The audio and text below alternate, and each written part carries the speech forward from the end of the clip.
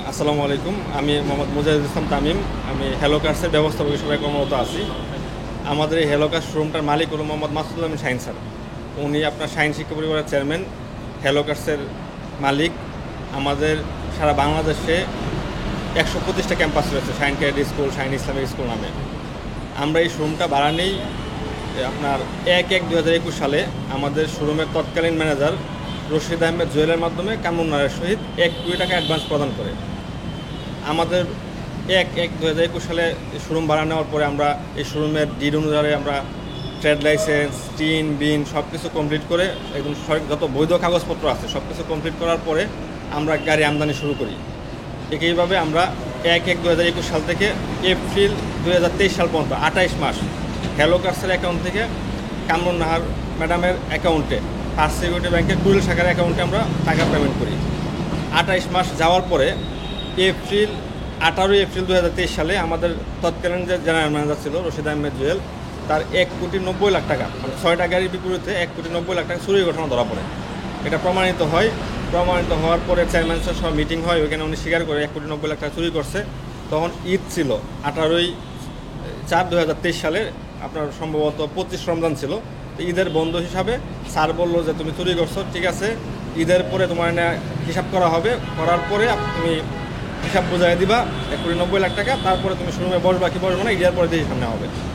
তখন সে আপনার 20/4/2023 এর 2 দিন পরে আমাদের শোরুম ভাঙচুর করে শোরুম সে দখলের চেষ্টা করে। তখন আমরা প্রশাসনের সহায়তায় আমাদের এই ডিড ডকুমেন্ট ভাড়ার কাগজপত্র সব দেখার পরে আমরা শোরুমে থাকি এবং কামরুন নাহার ম্যাডামকে আমরা বিষয়টা জানাই। কামরুন নাহার ম্যাডাম বিষয়টা জানার পরে উনি কথা বলতে নারাজ। উনি আনসারের উপমহাপরিচালক, আনসারের উপমহাপরিচালক। উনি প্রথম থেকেই আমাদের সাথে অ্যাগ্রেসিভ আচরণ করতে থাকে। উনি আমাদের সাথে কথা বলতে নারাজ। উনি আমাদেরকে বলে যে সামনের মাস থেকে আপনারা 3 লক্ষ টাকা ভাড়া প্রদান করবেন, না হয় আপনাদেরকে শোরুমে থাকতে দেবো না। তখন উনি আনসারের রাজশাহী বিভাগের উপমহাপরিচালক।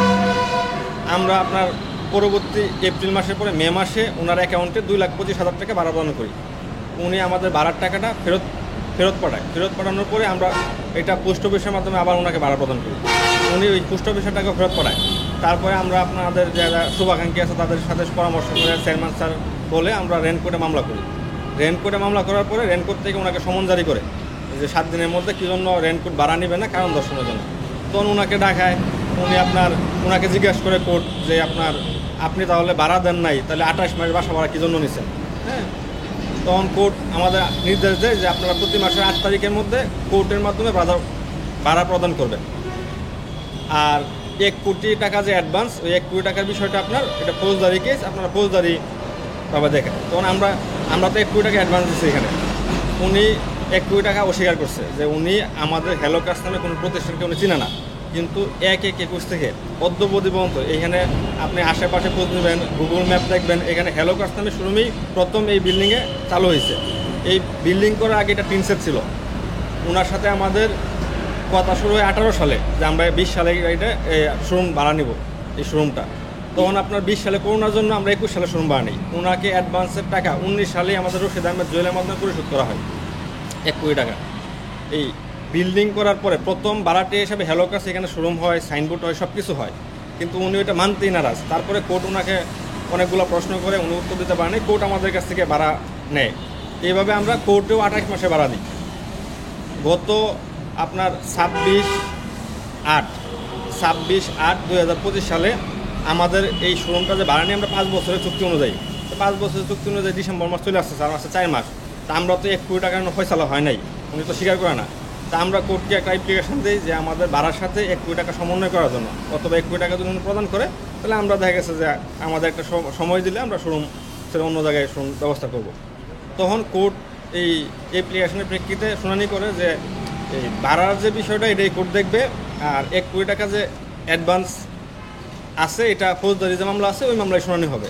তখন উনি দুটো মামলাটা মানে খারিজ করার পরে যে আপনারা যে অ্যাপ্লিকেশান দিচ্ছেন এটা এখানে অ্যাপ্লিকেশানটা খারিজ করে আমাদের শুধু অ্যাপ্লিকেশান খারিজ করে 26/8/2025 সালে আমরা এটা অ্যাপ্লিকেশান খারিজ করার পরে আমরা সাথে রিভিশনে যাই।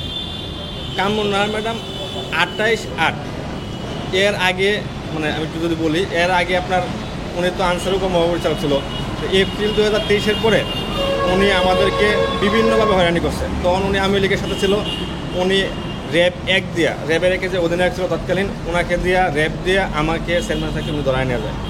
ধরায় নেওয়ার পর উনি অনেক টর্চার করে, অনেক প্রশ্ন করে, সব কিছু উনি যখন কাগজপত্র দেখে লাস্টে তখন আমাদের ছাড়ে প্রায় 8-9 ঘন্টা রাখার পরে।